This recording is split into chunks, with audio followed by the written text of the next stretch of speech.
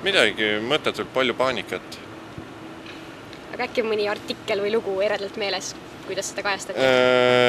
Ma isegi ei lugenud mitte ühtegi artiklit sellega seoses läbi. Aga miks sa seda ei teinud siis? Seepärast, et ma ei tundnud ennast puudutatuna selle poolt. Umbes, et see on nagu välja mõeldud, nagu üle puhutud. Kas nendega olid need kanad seotud? Linnugripp. Mingi lugu oli kanadest ja siis H5N1 vist oli selle mingisugune nimi veel. Rohkem mul nagu otseselt silma ei hakanud, ma täpselt ei mäleta.